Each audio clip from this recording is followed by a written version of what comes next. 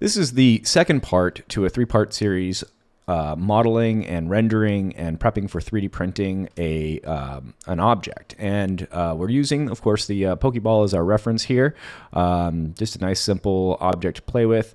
If you are catching this video without seeing the modeling portion, please reference the playlist that this is in to make sure you watch part A. This is part B of the three-part series. Good. All right.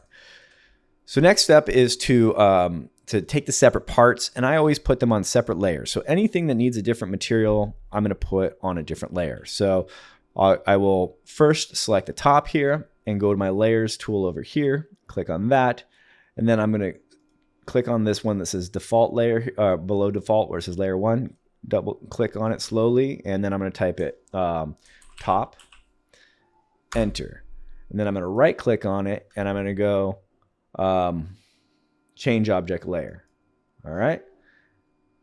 And if I put this in shaded view here as well, you'll be able to see if I pull this over more, you can see that there's colors associated with the layers, and you can change those colors to anything you want. And then I'm going to take this one here and click here, call it band, enter, right click, and change object layer. Then I'm going to select this one, call it bottom. Right click, change object layer. Very good. Now with this one, there are different parts of this that are different colors, right? So like, for example, the exterior is all black, the interior is all white. So I'm going to actually come in here and make this separate by using a command called extract surfaces. So extract surface, enter. And then I'm going to select this surface, and this surface, and hit enter. And then I'm going to type join so that they're all one piece again while they're selected. So that's all one piece, and this exterior part is all one piece. This part is going to be black, so I'm going to call it center black. And right click, change object layer. And then I'm going to call this one center white. And right click here, change object layer. And then I also want to change the color of this. So I'm going to click here. I like a nice aquamarine. Okay. Just so that they're all labeled in different colors. Great. So now all of these are titled right here with the different layers. Now, however, the actual properties of each one of these are still incorrect as far as, if I click on the properties window here, there is no name for the object. There's only names to the layers. So what I'm going to do here is I actually want to run a Python script, which I will include in the document. And most of this stuff, like this is actually for your capability of changing taking this out of this program and bringing it into something like Blender or the Unreal Engine and maintaining the names of the objects that you've labeled, which is really, really handy for keeping things organized. So to run this Python script, I'm going to use a macro, or just a run Python script command here. And then you can see we have all of these scripts here. And this one right here is called LayerNameToObject Python, okay? And this is something that I've created custom. So it's something that I'll share with you all in a minute here. So I'm going to go ahead and hit open. And it's running that script. Cool. So now when I click on this, it says top. This one says band. Great. And so that's really handy. Like if you're doing architectural or something that has a ton of information, you've just made sure that your objects have names, not just layers, but names. Great. So the way you create a Python script is relatively easy. You go to Python editor.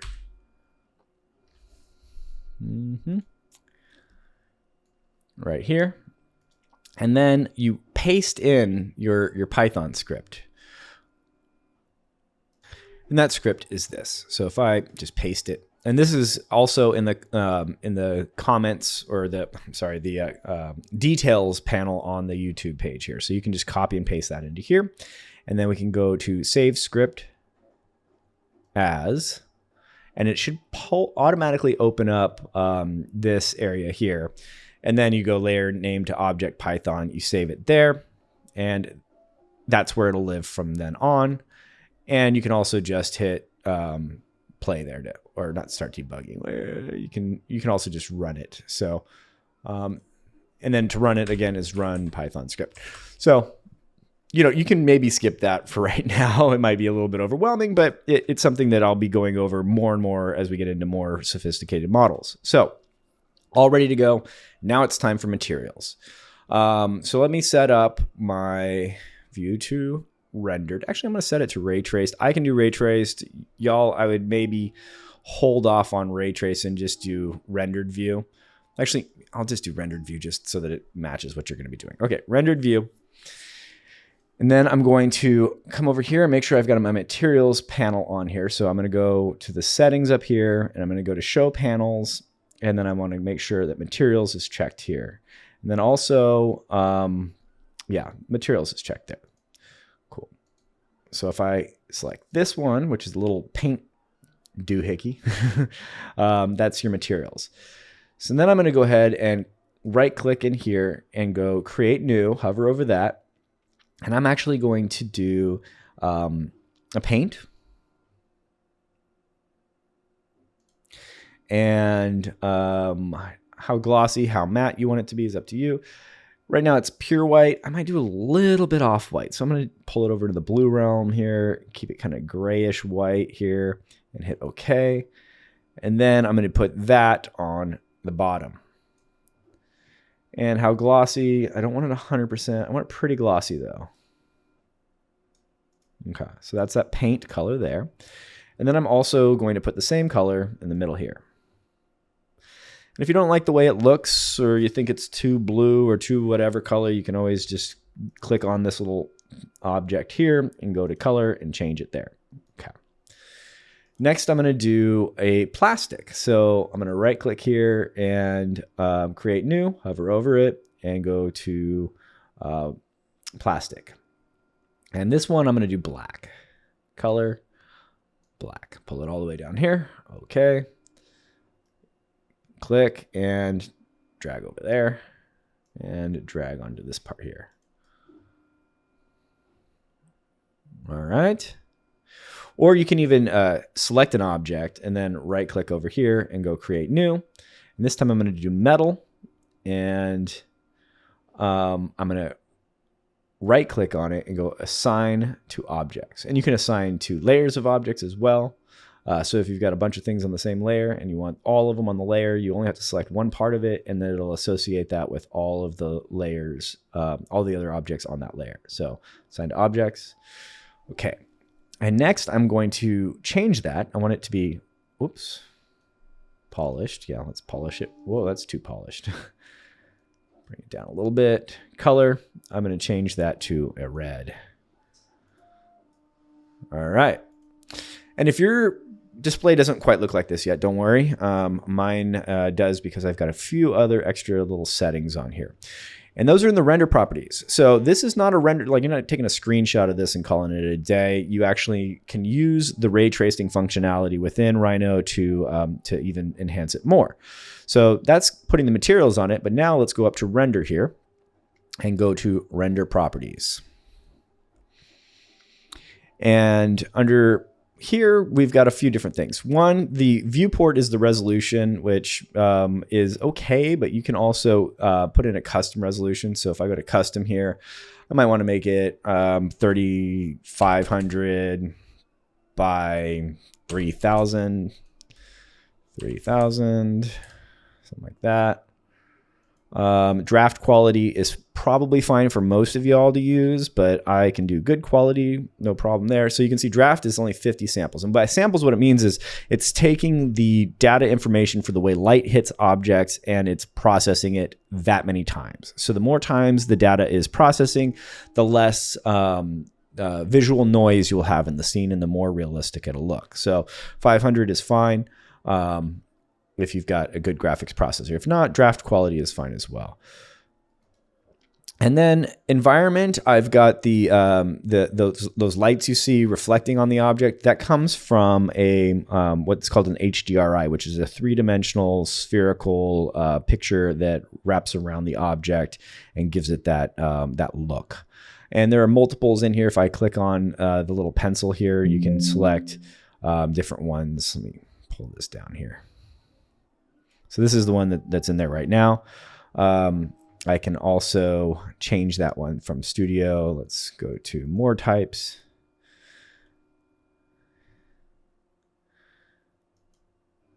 You can see I can do like a cityscape. I can do a room. I can do kind of a gem studio. All of these different ones, right? Like I can put the Pokeball in a museum.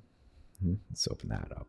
And then you'll see when I hit OK here and OK here, the reflection on it reflects the room around it, right? Kind of cool.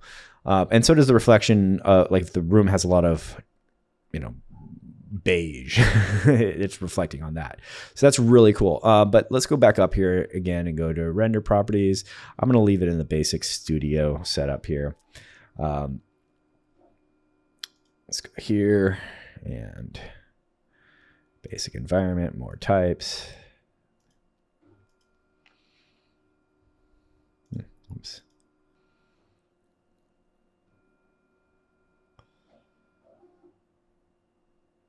Let's do this one.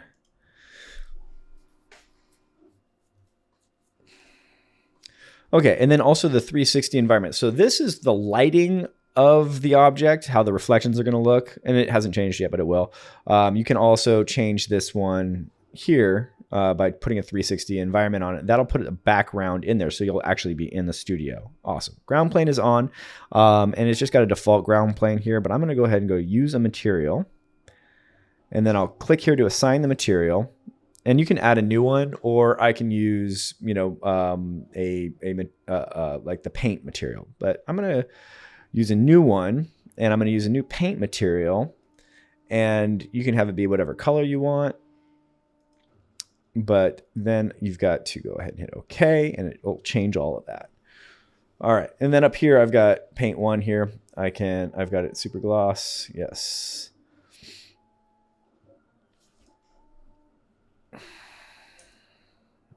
All right. So now if I put it into ray traced, you can kind of almost see like a nice preview of how it's going to look when it does actually render out. All right.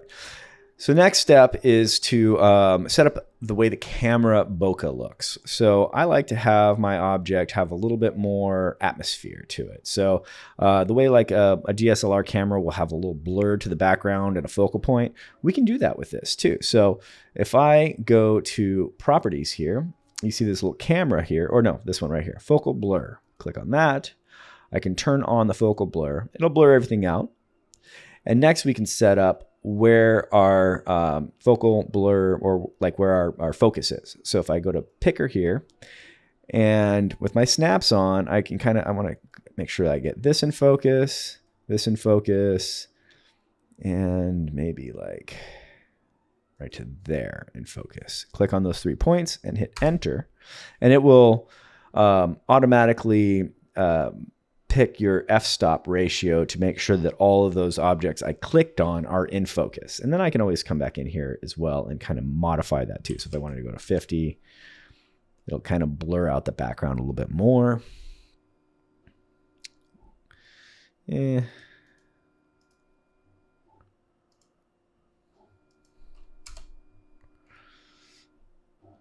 I like that. Cool. So then I'm going to kind of stage my scene a little bit. So imagine you're doing product design or something like that. You don't want to just, you want to kind of like shift and click and kind of pick your scene, how it looks.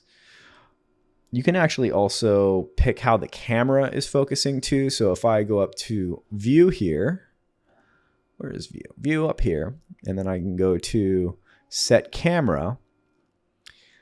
I can adjust the lens length here. So if I imagine that I'm standing right at this distance, if I zoom into it, it adds compression like you would get by standing in a place and zooming in on something with a telephoto lens. If I do it the opposite way, I'm staying the same distance from it, but I'm actually zooming out, like you can go like fisheye style, right? So yeah, that's really kind of cool, but I don't want to do, whoa, what'd I do? Redo. I changed the background. Okay, so let's do this again. Set view. I'm sorry, view up here, camera, adjust lens length.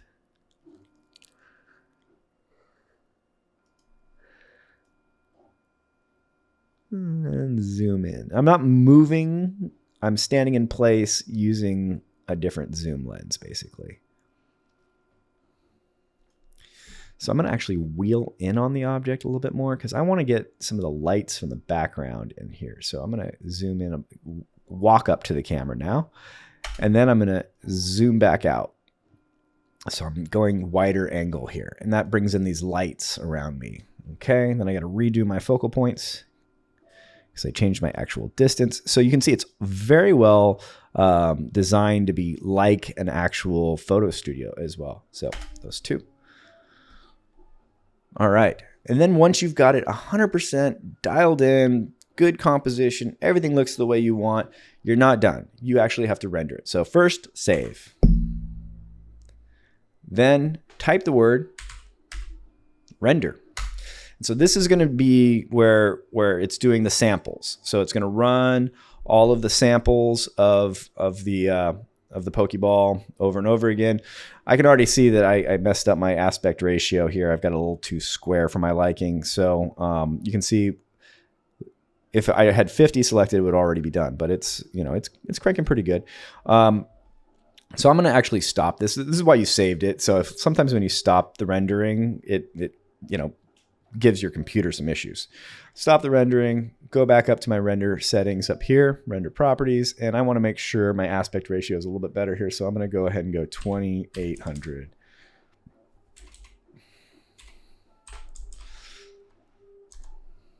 $2,500. Good quality. Okay. Render.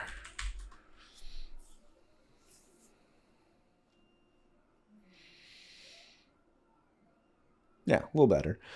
So I'll play with that. I'll keep going. You can also do a render preview, which is nice. So you're basically, not going to crash your computer as easy if you go to render tools here. And you see this one that's pixelated. That gives you a render preview. And so that's just going to give you a few counts of how it's going to look. So you can check your aspect ratio real quick. It only gives you 10 samples, but then you can check the aspect ratio. Go, no, not what I want. Go back up to my render settings and change it. I can also pull in a toolbar over here, show panels, go down to rendering here, make sure that's turned on, and then switch over here. And I can set my custom up a little bit better. I want a little bit wider angle, so I'm going to go 2200. And I actually want to maybe zoom out one.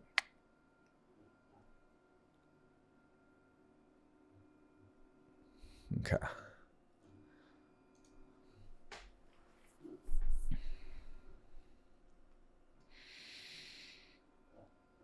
Yeah, perfect.